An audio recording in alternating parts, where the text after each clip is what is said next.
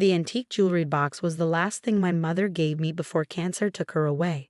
I was 16 when she pressed it into my hands, her fingers trembling but her eyes clear. "Keep it safe, Emma," she whispered. "Everything you need to know is inside." 3 years later, I watched that same box turn to ashes in our living room fireplace, while my stepmom Patricia's laughter echoed off the walls. "Honestly, Emma, it's just junk," Patricia said, prodding the burning box with a poker. "This house needs a good decluttering, and that ugly thing was taking up space in my china cabinet." I stood there, oddly calm, watching the flames consume the intricate wooden box. Patricia had no idea that I'd already found what my mother had hidden inside. Documents that would change everything.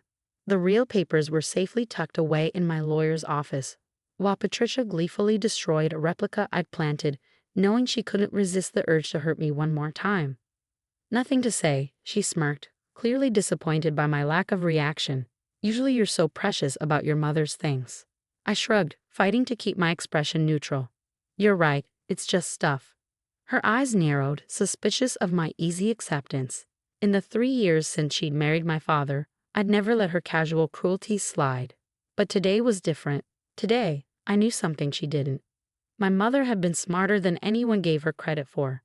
While everyone thought she was just a quiet homemaker, she'd been carefully planning for my future.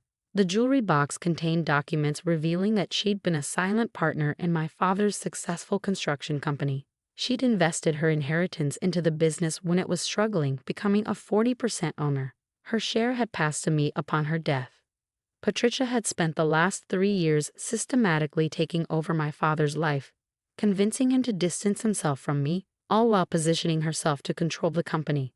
What she didn't know was that her careful manipulations were about to unravel. "Your father and I have been talking," Patricia said, settling onto the leather sofa she'd insisted on buying to replace my mother's comfortable old one. "We think it's time you moved out. You're 19 now, and this constant reminder of your mother, it's not healthy for anyone." I bit back a smile. "Is that what you think?" "Don't take that tone with me," she snapped. "Your father agrees. In fact, he's already signed the papers to remove you from the house deed. This is our home now, and you need to start your own life." If only she knew about the other papers my father had signed. The ones giving me power of attorney when he'd had his health scare last year. The ones Patricia had never known about because she'd been too busy redecorating the house to accompany him to his doctor's appointments. "When do you want me to leave?" I asked, watching her face light up with triumph. "End of the week should be plenty of time. You can stay with your friend Jessica until you figure something out." She stood up, brushing imaginary dust from her designer pants. "I'm doing this for your own good, Emma. You need to stop living in the past." The irony of her burning my mother's jewelry box while telling me to stop living in the past wasn't lost on me. But I kept quiet, letting her believe she'd won. Tomorrow, she would learn exactly what she'd done. That evening, my father came home late, as usual. Patricia had him working longer hours, claiming the company needed more attention. In reality, she was keeping him exhausted and distant, easier to manipulate. "Emmy," he said, using my childhood nickname for the first time in years. Patricia told me about the box. "I'm sorry, but maybe it's for the best. Fresh starts and all that." I studied his face, noting the new lines around his eyes, the gray that had crept into his hair since Patricia had entered our lives. "Dad, when was the last time you really looked at the company's books?" He frowned. "Patricia handles all that now. She's got a head for business, you know. Says I should focus on the construction side, leave the finances to her. And that doesn't worry you." What's that supposed to mean? But I could see the flicker of concern in his eyes. Deep down, he knew something wasn't right. "Nothing, Dad. Jess, maybe take a closer look at things tomorrow." I kissed his cheek and headed upstairs, leaving him standing in the foyer with a troubled expression. In my room, I pulled out my phone and texted Mr. Harrison, my mother's old lawyer. "She did it. Meeting tomorrow." His reply came immediately. 9 a.m. Everything's ready. I lay in bed that night, listening to Patricia's voice drift up from downstairs as she talked on the phone, probably to one of her country club friends. Finally getting rid of her. The house will be so much more peaceful without all those photos and memories. I thought about my mother, about how she'd known something like this might happen. "People aren't always what they seem, Emma," she told me during those final days. "Your father's a good man, but he's trusting. Too trusting sometimes. Promise me you'll be smarter. I had promised, and tomorrow, Patricia would learn just how well I'd kept that promise. The next morning, I dressed carefully in the suit my mother had bought me for my high school graduation. Patricia was already at the breakfast table when I came down, scrolling through her phone while my father ate in silence. "Don't you have work today?" she asked without looking up. "Actually," I said, pouring myself a coffee, "I thought I'd stop by the office. See how things are going." That got her attention. Her head snapped up, eyes narrowing. "The office? Why would you do that?" "Just curious about the family business. After all, it's my legacy too." Patricia laughed, but there was an edge to it. "Legacy? Please, your father built that company from nothing. You're just a child playing at being important." I took a sip of my coffee, savoring the moment. "Actually, Mom helped build it too. Or didn't you know that?" The color drained from Patricia's face as my father looked up from his breakfast, confusion written across his features. "Emma, what are you talking about?" I set down my coffee cup and smiled. "Why don't we all head to the office? I have some interesting documents to show you." Patricia's hand tightened around her phone. "Whatever game you're playing, Emma, it won't work. Your father signed the company over to me months ago." "Did he?" I asked innocently. "Are you sure about that?" For the first time since she entered our lives, I saw real fear in Patricia's eyes. And this was just the beginning. The drive to the office was tense. Patricia insisted on riding with my father in her luxury SUV, no doubt trying to damage control the situation before we arrived. I followed in my modest sit-in, watching through the windshield as she gestured animatedly, my father's shoulders growing more rigid with each passing mile. The company headquarters hadn't changed much since my mother's days. A 3-story brick building with Anderson Construction, displayed proudly across the front. What had changed was the atmosphere inside. Gone were the friendly faces I remembered from childhood, replaced by nervous-looking employees who darted glances at Patricia before quickly looking away. Mr. Harrison was waiting in the conference room, his silver hair and kind eyes exactly as I remembered from my mother's final days. Patricia's face darkened when she saw him. "What is he doing here?" she demanded, turning to my father. "James, this is ridiculous. Your daughter is clearly trying to cause trouble." My father looked uncertain, glancing between his wife and a lawyer who'd served our family for 20 years. "Patricia, let's just hear what they have to say." "Please everyone sit," Mr. Harrison said, opening his briefcase. "We have quite a bit to discuss." Patricia perched on the edge of her chair like a bird ready to take flight. "This is absurd. I'm the CFO of this company. Any legal matters should go through me." "That's actually the first item we need to address," Mr. Harrison replied, sliding a document across the table. "According to the company bylaws, any major changes to leadership positions require approval from all shareholders. Your appointment as CFO was never properly authorized." "What shareholders?" Patricia scoffed. "James owns this company outright." I leaned forward, unable to keep the satisfaction from my voice. "Actually, he doesn't. Mom owned 40% of Anderson Construction. She invested her entire inheritance when Dad was just starting out. And now that share belongs to me." The color drained from Patricia's face as my father picked up the document, studying it with growing concern. "James," she said, her voice honey-sweet, "you know that can't be true. We've gone through all the company papers." "Not all of them," Mr. Harrison interjected. "These were kept in trust until Emma turned 19, which happened last month. Margaret was very specific about that in her will." My father's hands were shaking slightly as he read. "Maggie did invest in the beginning," he said slowly. "I've forgotten. She insisted on making it official, said it was good business practice." "She was right," I said softly. "Mom was always right about these things." Patricia's composure cracked. "This is ridiculous. Those papers could be forged, and even if they're real, what difference does it make? James signed everything over to me months ago." "Did he?" Mr. Harrison raised an eyebrow, producing another document. "Are you referring to these transfer papers? The ones dated February 15th? "Yes." Patricia grabbed them triumphantly.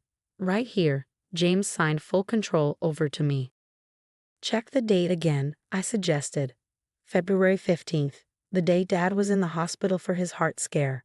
The day you claimed he signed these papers. He was under heavy sedation." My father's face darkened. "I don't remember signing anything that day." "Because you didn't," Mr. Harrison confirmed. However, you did sign something else during that hospital stay. A power of attorney giving Emma the right to protect your interests if you were incapacitated. Which you were on February 15th.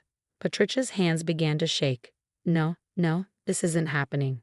It gets worse, I added, nodding to Mr. Harrison, who produced more documents. We've had forensic accountants going through the books. Would you like to explain the transfers to your personal account, or the shell company you created to siphon off construction profits? The silence in the conference room was deafening. My father stood up so quickly his chair toppled backward. Patricia, tell me this isn't true. She tried to reach for him, but he stepped back. James, darling, you don't understand. I was protecting our future. Emma would have inherited half of everything. This ungrateful child who doesn't know the first thing about business. I understand enough, I cut in, to know that fraud is a criminal offense. Just like forging signatures on company documents. Patricia's face contorted with rage. You planned this, she hissed. You let me burn that jewelry box knowing you couldn't resist the chance to hurt me one more time. Yes, I did. I turned to my father, whose face had aged years in the past hour.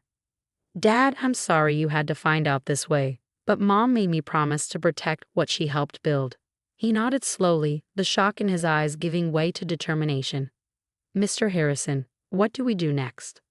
Well, the lawyer began, given the evidence of financial misconduct, we have several options.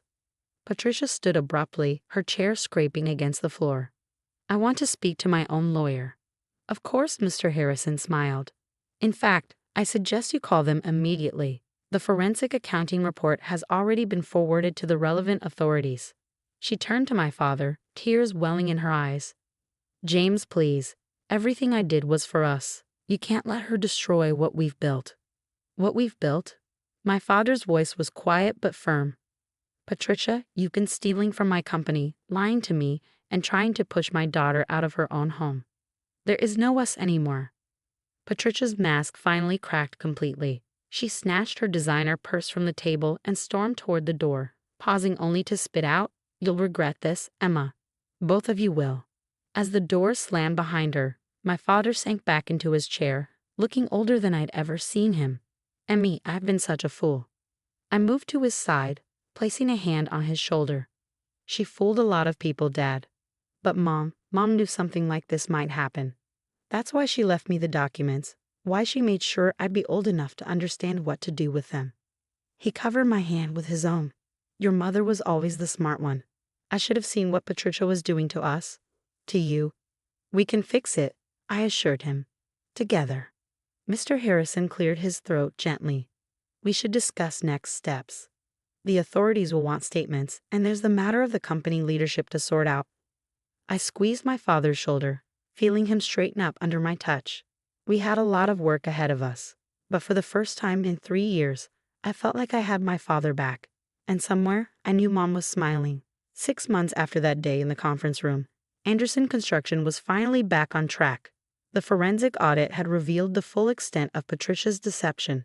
Nearly $2 million embezzled through various schemes. She'd been arrested trying to board a flight to the Cayman Islands, her designer handbag stuffed with cash and jewelry bought with stolen company funds. The criminal case against her was airtight. Between the forged documents, embezzled funds, and attempted flight, she was facing significant prison time.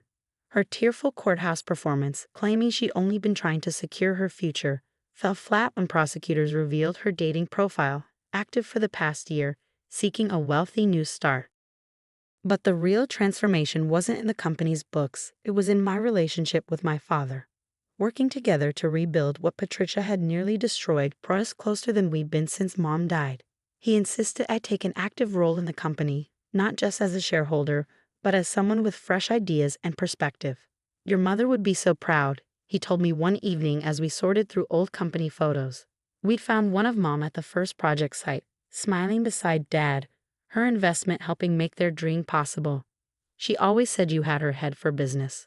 We'd restored Mom's photos to the office walls, and her presence seemed to breathe new life into the company. Employee morale improved as we rolled back Patricia's draconian policies. The old staff members who'd left under her leadership started returning, bringing their experience and loyalty back to Anderson Construction. The house underwent its own transformation. We donated Patricia's modern furniture to charity, replacing it with pieces that brought warmth back to our home. Mom's garden, which Patricia had let wither, was blooming again under our care. One evening, as Dad and I sat in the backyard watching the sunset, he handed me a small box. Inside was a key. "What's this?" I asked, though I recognized it immediately. "The key to your mother's study," he said softly. "Patricia convinced me to lock it up after, but it should be yours now. Everything in there should be yours." The study was exactly as Mom had left it, preserved like a time capsule. Her desk calendar still showed her last appointments, her reading glasses still perched beside her favorite books. And there on the bookshelf was another jewelry box, identical to the one Patricia had burned. "She had two made," Dad explained, watching me open it. "Said one was for keeping, one for showing. That was your mother, always thinking ahead." Inside this box was a letter, dated just days before she died. "My dearest Emma, if you're reading this, you've already faced your first real test of strength. Remember that true power isn't in what we own, but in how we protect what matters.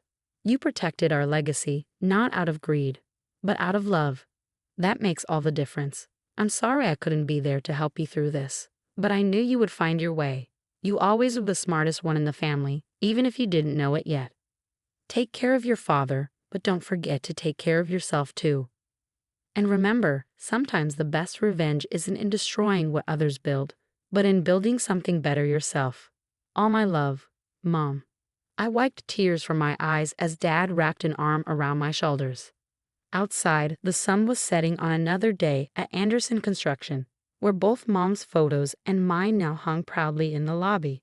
She had given me more than documents in that jewelry box. She'd given me the strength to stand up for myself and the wisdom to know how to do it right. Patricia had thought burning that box would destroy me. Instead, it had set me free.